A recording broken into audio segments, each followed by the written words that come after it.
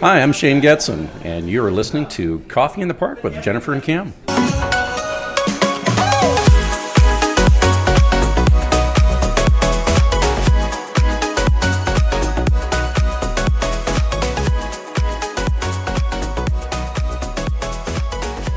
I'm really liking our new website. I know, Jennifer, me too. And if you haven't checked out our new website, you got to do it. It's www.coffeeinthepark.com. I'm getting great comments. I know, me too. And I'm really excited because it's a great website that has a lot of stuff on it. And you can listen to this podcast directly from that website. That's right. So if you don't have a podcast platform that you're familiar with, you can go to our website and download it off of there. Absolutely. And I think this is a good time to tell everybody that we are coming live from the Wall Coffee Roaster in the heart of beautiful downtown Atchison. That's right. So if you hear some noise in the background, coffee machines whirring, people talking. You know, it's busy in here today. It is. It's because we're live. Sometimes there's kids screaming, but there's no kids kids today. No. So we're good with that. So anyway, that just so you know. So if you hear some noise in the background, that's what it's all about. And we want to tell everybody that Coffee in the Park is brought to you by Wing Snob. Wing Snob, that's right. 10 locations in the city of Edmonton, expanding Grand Prairie, Calgary, all throughout the province, then across Canada. If you love wings, and even if you don't, this is the place for wings. Sam, these are truly some of the best wings I have ever had. I agree. I have been there many times. They have, 16 flavors of wings. 4 different rubs. 4 different rubs. The Parmesan fries are to die for. Sam, they even have cornbread. Cornbread. It's amazing. And so listen, you got to check out Wing Snob. Like we say, 10 locations. If you don't know where they are, go to www.wingsnob.ca. And you know why they're the best wings? Why? Because they're fresh, never frozen. Fresh, never frozen. You can get the traditional wings or you can get the boneless wings. Absolutely. Whatever you like. And wherever you live in the city of Edmonton or now throughout the province, you can get Wing Snob. You got to check it out. You do. Because it really is the best wings I've ever had. And Cam, if you can't make it to a Wing Snob tonight or sometime soon, you can order them on Skip. That's right. Skip the dishes. Get your wings brought right to your door, and you're gonna have some great wings. That's all I got to say. So check out Wing Snob wherever you are. It's awesome. Also, Coffee in the Park is brought to you by our friends at M-Print Sign and Print Solutions here in Atchison. That's right. So whatever you need printed, business cards, if you need brochures, if you need signs printed, they do it all. Cam, they even wrap. And not the musical you mean like, rap. Not that rap? Not that rap. They actually rap. They rap. I know. I was in their bay not long ago, and they were like wrapping this gigantic motorhome. It was unbelievable. Last week, they wrapped a bus for an organization. A bus. So, hey, Imprint, all your printing needs, whatever you need. Matter of fact, if you go to the University of Alberta, in their one of their new buildings, they have done this amazing wrap in the rotunda area of the University of Alberta. And so they are phenomenal. They do amazing work. They work with nonprofits. They work with businesses. Whatever your printing needs are, Unique M-Print. solutions for you. They're the people. So check them out at www.mprint.ca. And we want to thank both our sponsors for helping us make Coffee in the Park with Jennifer and Cam a reality. Thank you all for listening. Hey, Jennifer, I'm excited about our guest today. Why don't you introduce them? Ready? Yeah. You ready to kick it off? I am. Okay. Our guest today is none other than Shane Getson, who is, as we are in downtown Atchison, that's right, the MLA for our area, Lac Ste and Anne-Parkland. That's so right. Welcome, Shane. Hey, good to have you. Oh, it's great to be on it. I'm just watching this. I mean, folks aren't seeing this, but you guys are so animated while you're doing these intros. Like, they're not faking this, folks. If you're hearing the excitement from their voices, you should see the visuals. Like, this is great. So thanks for having me. This is why we don't do... we don't do video, because people would never watch. Anyway, we should explain what an MLA is for those, because, there's people listening in, all over the world. All over the world who are like, what's an MLA? An MLA is a member of the Legislative Assembly. Yeah, correct. And for our U.S. colleagues that are down there, listeners in there as well. So it's basically the equivalent of a state senator. Right. You're like a state senator. That's correct. That's right. And so you're an elected official. Yep. And you, like Jennifer said, you are elected in our riding, Lac Ste and Parkland, which we're located in Parkland. So you're our MLA. That's correct. And I shamelessly call it God's country nonstop. It is God's country. There's no doubt about that. So whenever we have a beef, like roads are bumpy or like things aren't being done, we phone you. Yeah, And- there's the civics lesson is if you're calling about your magpie problem, I'm not your guy. I'll probably tell you just to shoot the damn thing. and get Although rid of you it. probably do get magpie calls. Oh yeah, Yeah. There's a few, and I think again, we're in a belt buckle today about the Second Amendment rights. We kind of take that serious out here as well. Even though we don't have it, but we should. We have some gopher issues. I'm going to call you about the gopher. I have a take care of the solution. You gophers. give them a little lead poisoning, whether a 22. All right, or so above, if you're listening and you're part of PETA or PETA or whatever you are, just turn us off now because it could get worse. Yeah, you got the wrong guest on for that. We do have a gopher issue here in Atchison, but anyway, so I know where do you I know. even, where do you even go from that? We right? take care of transportation. We take care of healthcare. Yeah. There's a number of Yes. items that we deal with. The do. environment's kind of a joint thing. And how between long us have you been and in Feds. MLA? 6 years, 4 months, 22 hours, and 15 minutes. Oh, Who's counting? he's got it counting down. And you even Yeah, I was held elected in 2019. 2019, and you even held the position of what they call the House Whip. Yeah. Can you explain? Because when I first heard about a house, I actually thought you and your office had a whip, and if people were being bad, you just took it out on them big time. Well, there's corporal punishment for MLAs. Yeah, so that system is similar with the states and also the Westminster system. But Right. I guess one of the biggest things. So Ken Kowalski, he was a long-standing Speaker of the House, Yes, and for also many years. a mentor. He was also from the area, so I had some pretty big shoes to fill. What he kind of described to me as being the Speaker for a number of years was every administration and every whip had a different relationship with the Premier. Right. So basically, between Premier Smith and I, we established what my role would be. Right.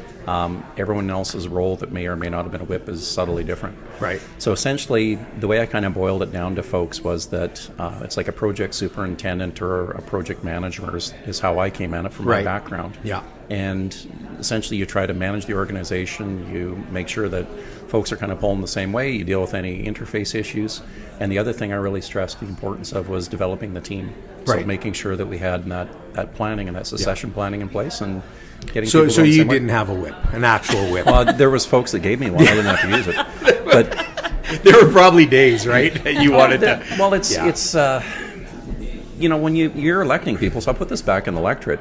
You want to make the whip's job easy, get really good, high quality people. Yeah, that's right. And fortunately, sort of like anything, like business, like anything, Well, right? some Yeah. days it must be like herding cats. Yeah. Really. It is, but it's a bit different because when you think about the party system itself, like it's a franchise. Yeah. When you look at it, right? Every MLA, and I stress this highly with them. You represent your constituents, whether they elected you or not, Right. whether they are same party you Right. happen to be belong Yeah, with. yeah. So when folks are bringing that to a caucus meeting, as an example, they're speaking on behalf of 45, 50, 60,000 Right. True. people. Right. So their voices have to be heard. There was only a few times where you had to, quote unquote, in air brackets here, whip a vote. Right. Other than that, it was we believe strongly in free voting, but also believe in using the caucus room as a boardroom to make sure all those Sure. concerns are brought forward there. Beauty of democracy. Yep. But hey, we're not really here to talk a lot about politics. Thank so, No. Okay. We're going to go back Go to back. the very beginning. not way back, but back. Well, way back. Yeah. Well, I'm not going to say how old he is. We're just going to go back. Okay, I'm we'll go 50, back. 52 and closing in on 53. How come all our guests are like 50? Like, I just don't need to say that. But don't like, they all look great? I know they do. I like, know. he looks Nobody- like he's like right? 42. Yeah. Yeah, thank Yeah. goodness there's no video feed on Yeah. this now. So late night. Anyway, okay. Okay, so Shane, tell us, where were you born? Where did you grow up? So born at the University of Alberta, which Okay. is phenomenal. Was raised out by Wildwood, so it's out by Chip Lake. Yes. And for those that are following along Right. here with a string, Yeah. if you look west of Edmonton by about an hour and a half, that's where the family farm was. Okay. And was raised out there. So your dad was a farmer? Yep. Yep. Yeah. So we had a mixed farming operation. We also did logging. We did custom cow pasture, all that stuff. I grew up in the 80s. So as an Wow. 80s kid, you robbed Yeah. from Peter to pay Paul, and you Yeah. did whatever you Yes. could. You didn't throw anything away. So Yeah. very industrious in that regard. So you had to work on the farm as a absolutely. kid? Yeah. Yeah. No, we had mixed cattle, mixed commercial operation, had Herefords as well. And then we would do the cattle, all that type of thing. So as a farm kid, you're growing Yeah. up learning to run equipment and work with animals and doing that. And then we had a custom sawmill. Dad had that built. And then we Really? would go around and we'd saw lumber up for Yeah, other folks. And at the time, there was a big push for getting a bunch of the Alberta timber. Right. Lumber was really good price. Yep, So then we yep. logged as well, had our own logging. Wow. That's And incredible. just grew up doing everything, a little bit of everything. So siblings? Oh, yeah, two younger brothers, I should say. There was Yeah. three of us. Yeah. Wow. Yeah. All Yeah. boys. All boys. All boys. Man, your mom and dad hit the jackpot on the farm with that, eh? I'm not saying girls can't be on the farm, because you grew up on the farm. Yeah, it's just like- But man, 3 boys on the farm, that's bonus. Yeah, we were all spaced 4 years apart. And Yeah. we just took Any care of them each other. still farmers? No. No? Nope. All left the farm, eh? All left the farm. Yeah, but well, it was not really, kind of. Well, my folks lost the farm. Oh, okay. Yeah, so that's the only reason why we Yeah. weren't there. So they Yeah. did the best they could, but they ran into financial problems, and You know financial what? literacy wasn't that big of a deal Well, back and then for them. farming, it's a tough, Tough business. Tough business. And especially in the 80s. The 80s in Canada were tough times. Oh, yeah. And Alberta, no matter what, it was still tough times. Yeah. So it was a lot of businesses didn't survive and make it through. So Yeah. so they left the farm, then where did they go? Well, they kind of scattered. They got divorced. Okay. So very tumultuous at the time. Right. And kind of lost touch with both of them, to be quite honest. It was just one of those decisions. My brothers and I were really close, and my parents, they had a very tumultuous relationship, a lot of Yeah. things going on. And my brothers and I just decided to stay close to each other and make sure that we Right. didn't repeat the mistakes of our parents. Right. And, Where did you end up going? I ended up coming to the city is what I ended up doing. So took a couple of years off. Basically, growing up on the farm, it was funny. About 16, 17 years old, and I went to my dad and said, I got to get some other experience other than just working for you. So he goes, well, what are you thinking of doing? I'm going, I want to go to the city. I'm going to go work construction. So that's what I did. Took off that summer. Had a relative, shirt-tail relative that was had some trucks with a paving company, and went and shoveled asphalt and learned how to do that. And the company kept inviting me back every year. And so when I graduated, I literally just went in and jumped in with Obro Services and went working for them. And then they took a liking to me and decided that being on the end of the shovel wasn't where I wanted to be, or running equipment all the time on the crews. And then I signed up to go for the civil engineering program over at NAIT. At NAIT? Yep. Wow. A lot of our guests went to NAIT. I know. Yeah, Josh went to A NAIT. lot Yeah, it was did really go to good. NAIT. How long did you spend at NAIT? It was 2 years. 2 years? Yep. Yeah. So it's pretty quick. And basically what I wanted to do was take a test run on engineering. And then the folks over at Obro, they invited me back. So I went from the back end and went into the front end office right with them. Okay. Yep. And you were an engineer? That's what you did? Technologist, civil engineering technologist. And how long were you with them? I was with them for about, I guess, from about 7 years from the start to finish there. Right. And then where I went from there was a buddy of mine that I met at NAIT. I got in with this little company called Leadcore. And he said, got to know, he says that in stickers though, because Leadcore is this massive, giant worldwide country. It's like just a little company, but no, it's pretty big. Yeah. Pretty big. So it's the cool thing with construction and engineering and all those things. If you're on the construction side, it's a pretty tight knit community. Yeah. And you get a really good mix of working hands, Yeah. tradespeople, and technical folks. Right. And the secret sauce, no different than PCL or CANA or anybody else that does really well, is what you do is you take your technical people and you line them up with your salty old superintendents. Right. And that was the model that I fell into. Wow. So Andy Ellis was the guy's name I went to school with. He said he was on this project in the middle of the territories up on a diamond mine, 350 kilometers northeast of Yellowknife from the tundra. Yeah. And I was running around bidding parking lots and road crack filling and stuff for highways. Diamond mine. That's got to be kind of cool. Yeah, it was phenomenal. Guess you can't sneak in and anyway put a diamond or two out. No, and I can tell you about that. Like, I do want to know about this. Yeah, there's some interesting stuff. So, go through a little bit of that. So remote locations are neat. There's no question. Yeah. You only get a certain cut. They're way up north. Yeah, 350 kilometers fly in. Oh, okay. That was it. No driving. No driving. There was ice roads, so you don't get there except for 2 months in the year. Right. That's it. Yeah. So you're literally flying in. We had jump on a 737 at the Edmonton International. It was festival seating back in those days, folks. You didn't even... If you're going to a diamond mine, you got the wrong plane. Seats. No, it was seriously. So it was CP at the time. Yeah. Oh, yes, CP. Yeah, it was CP. That's right. So you'd literally go downstairs in the terminal. Yeah. There was a downstairs before. I remember that, So you go down there and it says a Caddy diamond mine or whatever, and you jumped on the plane and away you went. 3 hours later, you're sitting up in the middle of the tundra. Man, oh man! And how long did you stay up there before you we came were back? up there. I was on a 2 on, 11 2 off, or 11 and 3.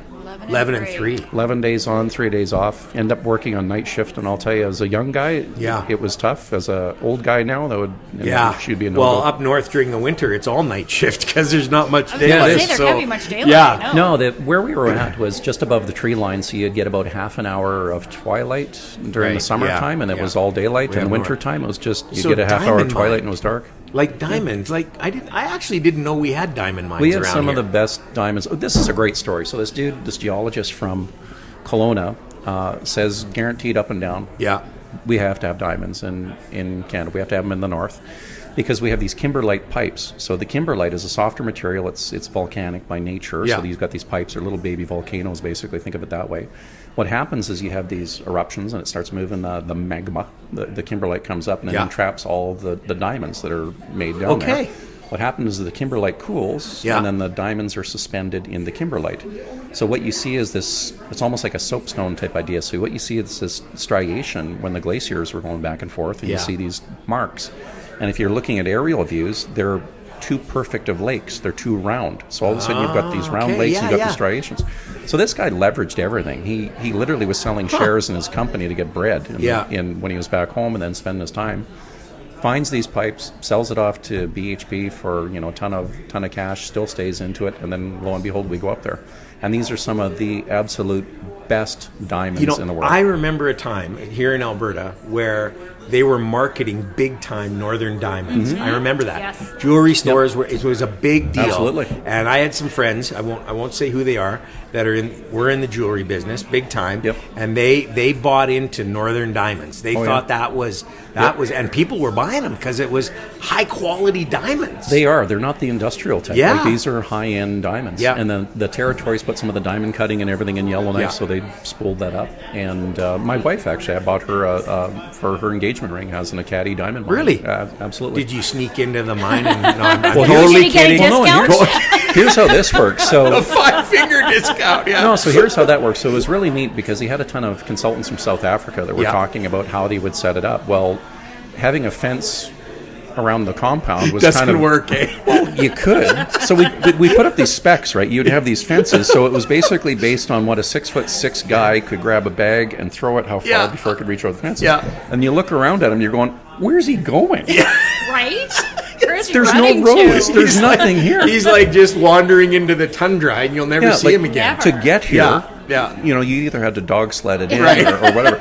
And up there's above the tree line, it's like literally you can't take 4 or 5 paces forward without hitting a boulder and having to change direction. So like you're not running far. So you're not having to worry about security a whole lot. But they still put it in place. Yeah. So we put that in place. But the really interesting thing with diamonds is that every diamond has its own unique X-ray signature. It's literally like a fingerprint. Anywhere in the world. Absolutely. I did not know this. Neither did I. So basically what we would have is every diamond that would come out of the coarse ore crusher, you would have it run through the system. You would hit it with a bunch of acid. You would kind of wash that away. Right. It's also attracted, because it's carbon, it'd be attracted to grease. So you have this grease table and you do this wash off of it. Everyone went through an X-ray. So literally, you have a unique signature, a serial number, if you would, for every single diamond. So even if the person happened to smuggle it, swallow it, whatever, anyone who's going on in or off shift is running through an X-ray, so you're already getting sorted anyway. Is that every diamond in the world has that? Really? Yes. Yeah. So every diamond has an individual little. Absolutely. I did not know that. So if those, that's fascinating. Yeah, if those this is worth coffee in the park right here. I'm telling you. Now all these husbands are asking their wives, "Can I see your diamond? I got to go check it out." That's the zirconia, cool. I'm not sure about. No individuality in zirconium. That's like just that is really cool. And how long did you spend up there? Yeah, we were up there for about 2 years. Yeah. And on that project, and the cool thing with that is, Don Ellis and Brian Knitz and Lauren Maupetit and a bunch of these guys. You end up, and Wayne Huddleston, he's passed unfortunately since then, but as a young engineer, where they made us field engineers, and you were strapped up, like I said, with these salty old guys. Yeah. So if you made the cut, you were part of the group. And what happens is, regardless of the stickers in your hard hat, it's the same group that goes around building different projects. Right. So I got scooped up, did that project, right. made the cut, got scooped up, went back to the office, and deployed to the next project, and it was over at So at just as a little side note, because I've always wondered about this, what's it like living 3 hours by air from civilization for 11 days? It's not like you could just go to the movies or go to a restaurant. What's like? I would imagine long days. Long days. Yeah, Long part hours. of it is if you're a workaholic, you love it. Yeah. Because literally, that's what we would do. We Right. would Yeah. do your shift. Do you ever you'd go feel to- there was an isolationist type of? No. Not at the time. No. I mean, maybe now. Yeah, but yeah. no, not at the time. Wow. I mean, if you needed to get out somewhere, you were stuck. There was no place to go. No Uber. Hence the idea of Uber dog sled. No, and anything that you worked on was on that site. So you Right. ran into people. It became a community, so to speak, and part of that, right? I want to go back just a little bit back to your school days. Did you Yeah. play sports? In high school, I didn't. What'd you play? Junior and basketball. Well, we were such a small school. There's 300 people from kindergarten to grade 12. Yeah. So it's the same farm kids. Kindergarten to grade Yeah, seriously. My graduating class was a big one. It was 32 people. 32. Biggest one they had in a long time. Wow. First class in 10 years, I think, to take physics, to have enough people that wanted to Really? take physics. Yeah. Okay. So pretty small, but what that did, you always had a work ethic, and you had a bunch of tough farm kids. Right, yeah, yeah. And the coaches may not have been the best coaches, but they just stressed discipline and morals and Yeah. work ethic. So we played volleyball, because Yeah. that was a warm-up for basketball. Basketball we took really serious. Right. And we had a principal by the name of Bob Thompson, and he was center at Saskatchewan, and he was biggest dude I've ever seen growing up at the time. And literally Cam and Jen, he didn't cut people from his team. Right. If you made it through the first 5 practices, you deserved it. He would bring in like literally this is how tryouts went, right? He brought in 5-gallon pails and put them in the gym, and you ran until somebody puked. Yeah. Like that was it. So I love it. he would That's have aggression great. drills. He would have all these type Yeah. of things, and then he would work you so you're dead dog tired, and then he would work on your skills. Could you imagine today? That would never happen today. Oh no, you would have a Yeah, sensitivity exactly. report. You'd have like lining up lawyers suing the coach. I love it though. That's so farm school. That's just so awesome. Oh, I love it was good, but Yeah. that's how it was back in the day, right? And Yeah. we played. One of the highlights was playing this Christian school at Commonwealth Stadium. Oh, common. So Commonwealth Stadium Yeah. gym. So we went Yeah. there, and Ewan Murray was our coach at the time, and he had just inherited the team. So we go in there, and he sets this thing up. We did fundraising, raise enough money for the bus ride. Yeah, kids, we used to do that. We'd raise Yes. money ourselves to get money for the I bus love to go it. there. You gotta raise money for the bus. So we raised money for the bus, got the great. cashed up so we could take us in there, and we walk in. We're all looking at this big gym and Yeah. everything else, and it was close for about the first 5 minutes, and then we ended up beating them 120-19. Wow. So we had a solid group of Yeah, kids that yeah, knew yeah. each other, that had played sports Yeah, since yeah. junior high together all the way through to graduating. That's awesome. Yeah. That's pretty cool. So I played that. We didn't have enough folks for hockey and didn't have enough people for football. Yeah. Otherwise, those Yeah. would have been my Wow. preferences. Wow. Yeah. No. That's fantastic. Actually, that's pretty cool. I know. So yeah. But yes, So sports taught me a lot of skills. Yeah. Yes. That translated both into current roles Right. and then also into the construction world. Like Right. when you're running big teams, project teams, that's what it is. You Right. need to know who has which position. You have to have a common goal. It translates well. You know what, Cameron? You and I have talked about this so Yeah. much about sports and Oh, what yeah. it teaches Yeah. kids Yeah. growing up to be, functioning adults Yeah. in today's society Yeah. and learning to work together, like you said, as a team, discipline, Yeah. leadership. Not only work together as a team, but learning to win and to lose. Big time. Yes. Because that's huge. Yep. Nowadays, Life, you don't always You know win. what, Bug? I hear now these reports of nobody's a loser. No, I'm sorry. You win or you lose. I'm sorry, but it's okay because you learn in losing. It's not a terrible thing. Oh, you learn way more from losing. You Right? do. Yeah, yeah. You do. That's the truth. You learn way more from losing than you do from winning, and it builds character and wisdom. Yes. So yeah, cool. Well, Okay, so the diamond mine. Where'd you go from there? Sorry, I thought you played football because you're like again, we're not on video. If you saw Shane, he's big. Like when I stand next to him, I'm like little and he's big. So I thought like you were like a linebacker or something like that. No, it's But I guess just blessed if with things really don't good work out in genetics. politics, maybe you could try that. I'm just I saying. don't know. The wind isn't there like they used to be, and the news might give out. But Anyway, sorry. Well, did martial arts as well, which was also Oh, another okay. good thing. So did a lot of that, and then some of these projects, like we would bounce around. It Yeah. went from the diamond mine down to southern Alberta, and then we ended up pipelining. That actually came from fiber optics, so worked in fiber optics right across Canada. Right. But the martial arts was really interesting. That was kind of got an interest in that when I was younger. And a lot of that, quite honestly, if folks are ever thinking about, your kids are going to become more violent or any of those things, it's quite the opposite. It really actually cools you down. So what would you say it taught you more than anything else? Oh, to think.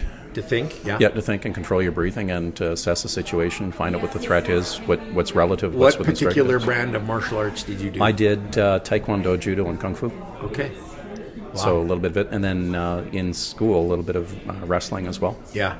Yeah. Oh, you'd be a good wrestler. Yeah, I did okay, but no, seriously, you'd like just squash people. I didn't train enough on it, but it was one of those things. It was a flyby, but yeah, with that was probably the biggest thing for threat assessment, and that lent itself really well in controlling where your headspace is at, and then that lent itself also to that project life.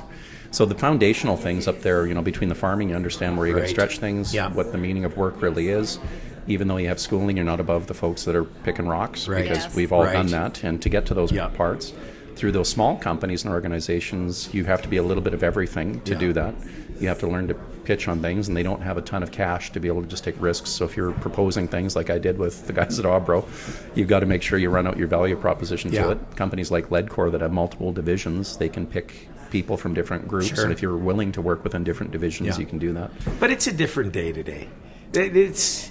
you worked hard. You started at the bottom. You were picking rocks. Yep. Kids today don't want to pick rocks.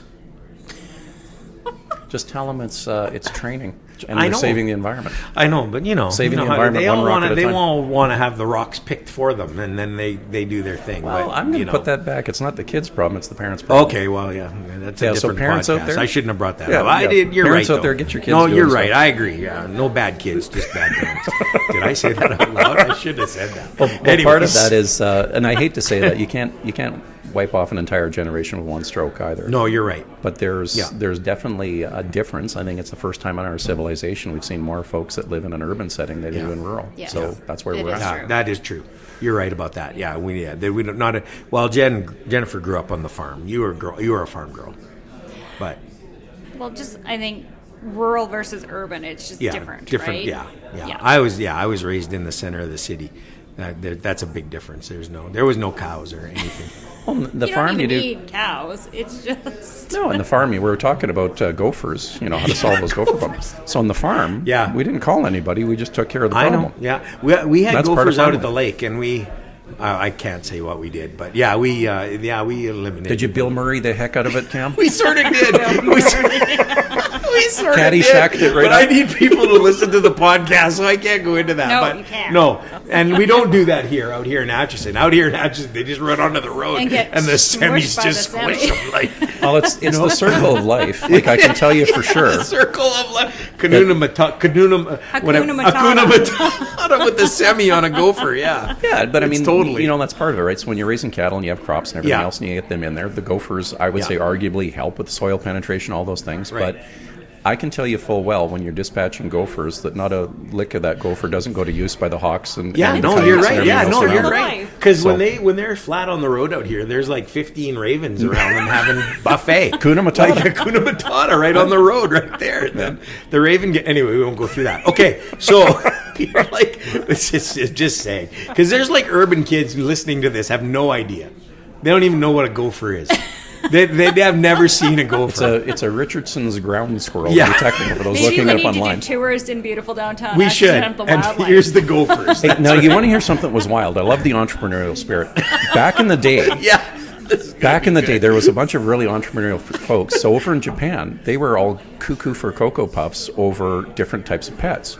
There was some dudes out there running around with like modified hydrovacs, sucking up gophers. Oh my goodness! And selling them over Japan as exotic pets. Like so there's always a silver lining. That's crazy because a gopher would not be a good pet. Like he would. Just ask those Aussies about the rabbits. Yeah, exactly. Yeah. Can you train a gopher? Here, boy. But, like I don't know if you can do that. No, I don't know, but there have been reports that they had a colony near Fukushima, but I'm not sure. Colony of gophers. Is it? I got nothing to say about that. So folks, you got to see this. Cam's turned about 1,000 shades of red. So this is funny. I just want to know if they're still in business. That business plan didn't work You out can so Google well. it. What's that? Go Google it after. Go Google it. Yeah, Google it after. But I don't think they are. There was a number of things that were kind of there. Okay, so all right, that one took us down a trail. All right, so now I don't know where we left off. I'm not sure what you're doing now. Well, he's done the diamond mine, and Done then the diamond he was mine. doing other projects. Yeah, So I did pipelines. pipeline and fiber optics. Now, Yeah. fiber optics was really cool because we literally did the backbone across Canada. So it's Yeah. part of that project. And we found it was really great. So Fonarola was the first company that was doing that. The guys out of Ontario from our division down there kind of looked at this. They were trying to find a corridor that you could literally get across Canada on Right. to tie this in. 'Cause Fiber back, optic. Fiber Back in the day, optic, we yeah. did not have a fiber optic grid, right? Right. So what they ended up doing was they saw, the train tracks. So lo and behold, back to the old day of Johnny McDonald, there's yeah. one contiguous corridor. And then they modified, so I love blue-collar folks that figure stuff out. Yeah. So they modified a couple 980 cat loaders. We plowed this stuff in yet a tow cat. Wow. And literally a ripper shank that goes Yeah. 4 feet down the ground. Plowed in fiber optics across the entire country. Obviously, it didn't come through Atchison. But Yeah, you did. what? Yeah, you did. And then the SuperNet in Alberta, for those out there listening, We're taking this conversation offline. Every because, public library you have in every school is Yeah. plowed in with fiber, like Right. the highest speed fiber. That's brilliant, though, eh? The railway. Rail, Yeah. yeah. Because it does. It goes everywhere. Like It does, and then we right used across, yeah. we used the main highways, the Yeah. other corridors, right, Okay. to plow it in along the ditch lines. Okay. So, yep. So you're married. Yes, sir. Your wife is a Dentist. boy. That's pretty cool. Do you think? Like, Well, it is. how do you? No, I didn't mean it that way. Not like how did you get a dentist? I- but I- like, you know, how honestly, did you so meet God's your wife? honest Where truth, did you meet your wife? Back in the day, it was a taboo. So I'll tell you a bit of a story. So bouncing around all these projects, doing fiber optics and pipeline and everything else, and Yeah. never being at home. Yeah. I mean, literally, I had a house here. My brother rented it. I had an apartment in my own house because I was always on the road. Right. So shout out to my brother for holding down the fort and having a normal life. And anyway, I'm out in Vancouver on this job, and the buddy I'd met up in the territories, we shared a room basically up in the camp for just about 2 years.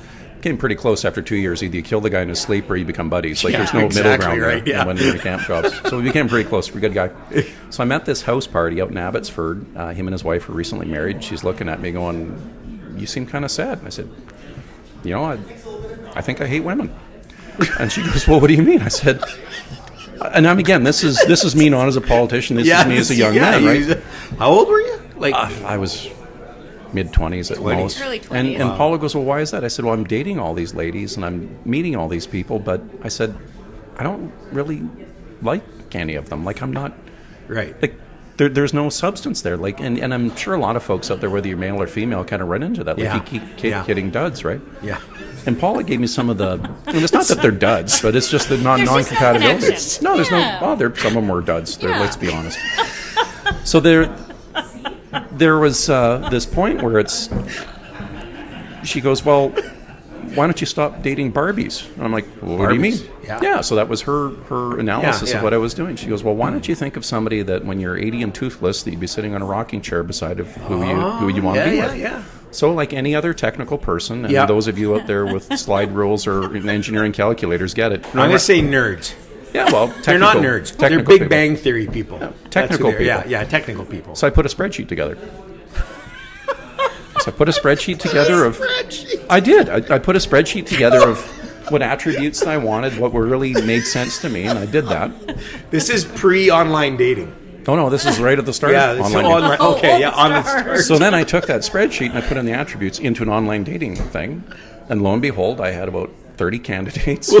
My wife was shortlisted. My wife was shortlisted. I love this. My wife. Laura, if you're listening, she probably knows it. She knows the Yeah, story. she knows you were shortlisted. That's pretty cool. Yeah, we've been married 23 years. Yeah, no, yeah. So, and it was taboo at the time, right? So that's what I did, and I ended up meeting her, and we've been best friends ever since. Like, I could count on two hands, maybe in 23 years that we haven't spoken every day. Right. And on her side, a young professional woman, practitioner, she had a number of contracts that she was never meeting people, couldn't do this either, not meeting one that she was compatible with. Where was she dentistry? Oh, shoot, she had a contract in Edmonton. She had one up in northern Alberta, and she had one in southern Alberta. Oh, okay. So she was literally on the road between the three of us. Yeah. So a friend of hers had met her husband online and kind of gave her the same advice, like just be really picky. So one of the things that jumped out at me is my wife was almost standoffish online in her profile. She wasn't welcoming. She was like, you guys are all losers. I hate every one of you, and you got to reach to this bar to rise up. It's got a spreadsheet going. I mean, seriously.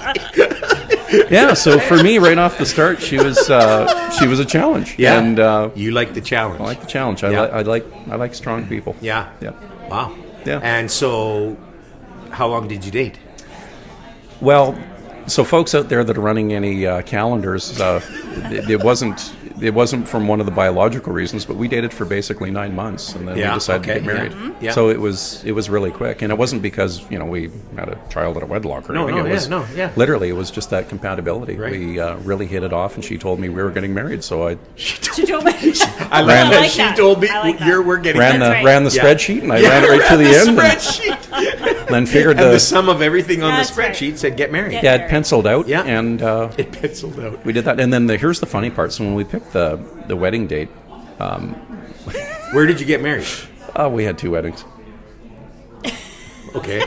Yeah, one we kind of eloped because we were doing wedding planning. So anybody out there who lets their family get involved and start hijacking it? Oh, I know. So that was starting to happen. I'm literally down on a job site in Cold Lake. There's family stuff going on back home. My wife calls me up and said, hey, my wedding dress came in early. We were heading to this conference down in Punta Cana. I was going to be her arm candy and go down there with this and get off the job site. And she said, hey, the wedding dress came in early. And she says, I'm tired of all this stuff. And I'm like, yeah, let's just, if you can line it up, let's do it. Good move. So we did. It's a good move. We got married for ourselves, and then we got married back here. Okay. Once we got back in July. Yeah. Cool. That's awesome. 23 years, Kim. That's amazing. 23 years. It's awesome. Yeah, it is. And how many children? 4. 4. Yeah, I've got the older boy, and then I've got a hat trick of girls, and they're all spaced about 2 years apart. So when we got married, coming back to that, we looked at our calendars. So this is how young professionals used to work in our days. She had her assistants go through her day timer. And I basically plotted around the shift that we were off, invited probably half of that team that I talked about when I first started. I was working with that same team, and we did it on a turnaround. So didn't have a honeymoon. We just basally got married. Worked it on a turnaround, a 10 and 4 shift. It works. Wow. And how old are the kids now? I should know that.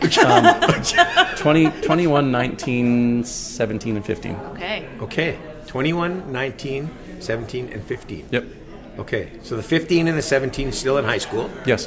All right. The 2 in university. I know the 21. Is Leif the 21? Yes. Yeah. So we know Leif. Yep. Yeah. He's awesome. Well, he's like you. He's big. Yeah. He's massive. We loved having him work. He worked for us. We loved having him work hard here because he wore his cowboy hat, and he was just like, it was like Texas at our. It was awesome. Well, we are Texas. Yeah. No, it was just awesome. Okay, so 4 kids. Yep. Wow. So then the question has to come in. Yeah. You've been doing all of this. You've been married. You're in the private world. Yep. Why politics? I keep asking myself that. So I ran a consulting company. I had 33 people that were working for me. So I contracted out services, whether it was engineering, project management, inspection, cost controls, all those things. Worked for a number of large projects with some big of the big midstream guys. And what I saw happening was there was a change in the political environment. Well, actually, there was a couple things that led up to it. So the first one is I was bouncing, because I worked for those companies and had folks deployed in Canada and the U.S., I was all over the place except home. Yeah. And my wife told me if I wanted my keys to work at home, I'd better figure out why being home for maybe 3 to 4 days a month was a good idea. Right. The next time I came home, because I was literally on the road with all these projects. Yeah. That I better figure out what the priority was. So I really had to have a gut check. And again, those folks that mentored me over the years had told me that, you know, everybody goes through that. At that point, Yeah. you've got a decision to make, whether it's your family or whether it's the job. Yeah. And the ones that were the happiest with their decisions were the ones that chose family. Chose family. Right. Yeah. Yeah. So I had to do that. Cash was good. Everything was really good. So I throttled that back and then took projects that were closer to home on that point. And then there was an electoral cycle that swung, and it was like through the looking glass.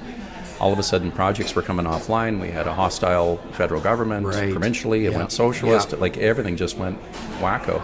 And we saw a flight of capital and 180,000 job losses, right, in the sectors that I was in. So with my wife being the dentist in the community, she had a lot of line of sight to what was going on. I answered an email, of all things, while I was running the project, a small one locally, and they asked if people had like-minded interests that I could help out. So I thought I'd go down and see what this is about. Ended up thinking I could help out on a few things, and it was somewhat shameless or selfish because I wanted things to go back to the way they were. And then being local, you start running into folks, because now I'm home more, and they're telling me all of their challenges and issues. And then, lo and behold, it was people from the community and from that board that tapped me on the shoulder and said, could you help us? Yeah. And in our area, the gentleman from the opposition now party, but the Socialist Party, he was a minister of forestry and agriculture. So being rural-ish, a lot of folks, not only where I grew up, across the province, people I worked with, and then locally were struggling in those areas. And I've never, both of my grandfathers served. I've got family members that served in the military, and I thought if this was what I could do to help out without, you know, chucking lead down range, I'd better do something. Like the province was good to me, the country was good to me. I've seen a lot of people, worked a lot of places, and it was worth stepping up. So I thought the worst case scenario, if I put my hat in the ring and talked to folks and found out what mattered to them, and then got on stage and got a chance to rip a strip off that guy that messed things up for 4 years, then price of admission was paid. And lo and behold, you won. Yeah, there was enough people apparently that felt the same way. Yeah. So that's what it was. And the interesting part with that is there's a lot of like-minded folks out there you may not have met yet, but when you have a crisis or a circumstance, good folks come together and rise to the occasion. Well, I can tell the folks who are listening, you are very much loved and liked in this constituency. You've done an amazing job, and the people love you, and they like you. The sad part is, I guess we can say it, it's public, I guess, that you're not running in the next election. Yeah, no, I'm not a career politician. So the way I treated it was very much all of those other things that I'd been through in my career and personal life. When I went into communities, it was no different than coming in here. It would be a little coffee shop. You sit in the corner and you listen to what people are going on and talking about. And I've had lots of critiques out there too, but one that really sticks with me well, and I like this as a badge and honor, it's when folks will say, I may not agree with what you have to say, and I may not like what you have to say, but I respect it because I know when you're doing it. And what I did on the front end is I'm not the smartest guy, and I always treat it like that. You go in a room of 300, 400 people, guaranteed I'm not the smartest person in the room. So when you go into that, and again, former life, like you're a young, smart guy coming out of university or college, you better listen a little bit to the guys that have been working for a long time. So taking that same mindset into there was find out what matters to people, find out what's going on, get those ideas out there. But the other thing I did was I warned folks, I treated this like a job interview. You're hiring me to do a job. I'm going to go do it. So I'm going to make decisions on your behalf because that's how our system works. I'm going to consult with you, but I may not just do what you told me to. And there's too many politicians that just tell people to their face, I'll do that. And then I'll never do that. No, and I'll never do that. If and you never have. No. And so full transparency, folks, I happen to sit on Shane's constituency board.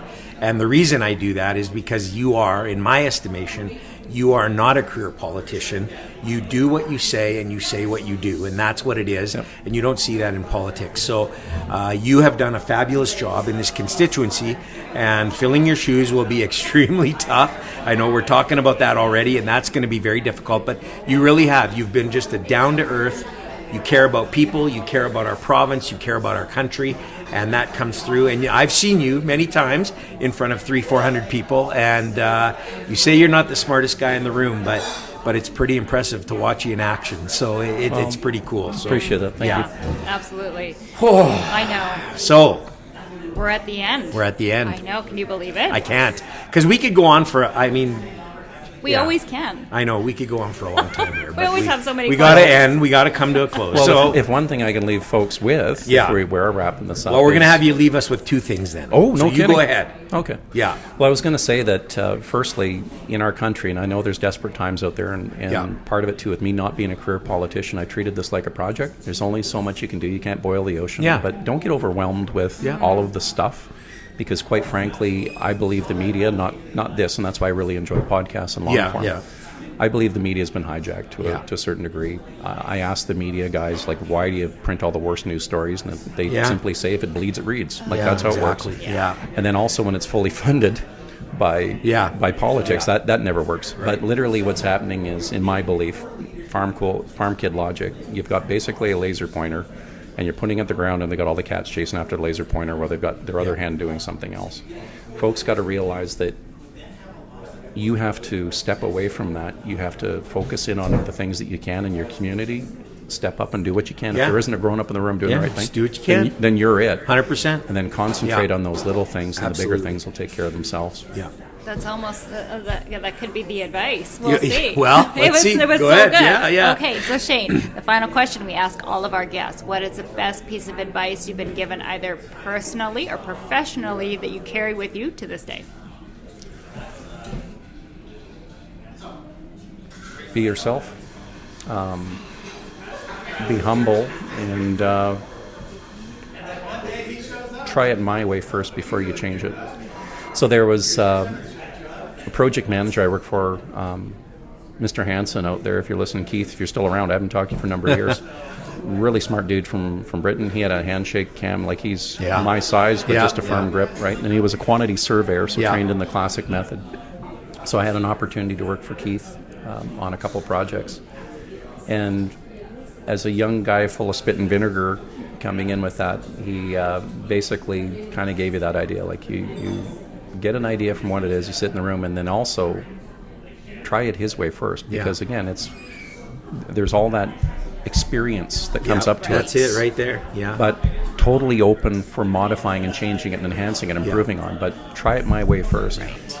So if you can go into the room with that, you can take a look at it. And then the other one was, I can't remember who told me it, but don't be afraid to ask stupid questions. Yeah, I love that one. There's been so many rooms I've gone into where you ask the silly bugger question. And again, I'm not the smartest guy, but if I'm not getting it, I'm going to ask a question. For sure, yeah. And guaranteed there's a bunch of other people that are too. And if you've got if you've got the experts that can't use anything but technical jargon to explain something, they probably don't know very much. And you know, at the end of the day, when you think you're asking a stupid question, it's the question everybody's thinking about, but nobody wants to ask. That's right. That's really what it is. Yep. And so when you ask it, everybody goes, I was thinking the same thing. Yeah. Excellent advice. I've watched you. You live that advice. He does. I think that's phenomenal.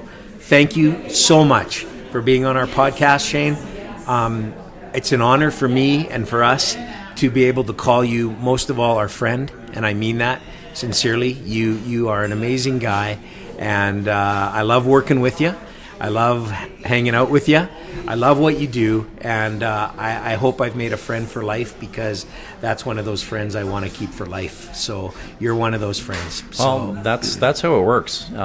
Literally with me, unfortunately, you're stuck with me, because all it is we're moving. It's all right. We're moving on to the next project, and you gather good people, and you try to connect good people together, because when that happens, then amazing, outstanding things happen. So. We're going to miss you in this constituency. We're going to miss you in politics, because you are one of the true, genuine guys. You've done a marvelous job, and so it's been great. So thank you for. I just want to say thank you for serving. Yeah. Because it's not easy. It's a lot of work, and it's hard on the family. And we've talked to lots of people like that, because you're giving yourself to your constituents. So thank you for all that you've done. You've done a great job, and like Cam said, we'll certainly miss you in this riding. Well, thank you. And for folks out there, maybe it's different elsewhere, but it isn't for the money. Like, I took a 60% haircut, parked my business to do all this. So part of that is as well as being realistic of what needs to be done and what we have to do going forward. So take care. Thank you, everybody. Thank you, Thanks everyone. for listening. Hey, don't forget Wing Snob. If you're looking for dinner tonight, www.wingsnob.ca. Best wings you'll ever have. Or if you need something printed, Mprint, the people to do it for you. www.mprint.ca. Make sure you tell everybody about the podcast. Tell your friends, tell your neighbors, tell your enemies. Tell the people you work with. If you don't have a friend, make one just so you can tell them about the podcast, because that's how you make a friend. And say, hey. Cam, subscribe. Subscribe. Yes. Subscribe. I can't even you say say it. that 3 No, I times? practiced and I can't do I know. it. And anywhere you get your podcasts, you'll get ours. And if you don't know how to do that, just go to www.coffeeinthepark.com. And not only will you get our podcast, but you'll get to see me and Jen. And that's worth the trip to the, Jen anyway. That's worth the website trip. right You'll be there. like, oh, that's what he looks like. I knew it was kind of... Anyway, so yeah. So, hey, thanks, everybody. And see you next time. See you next week.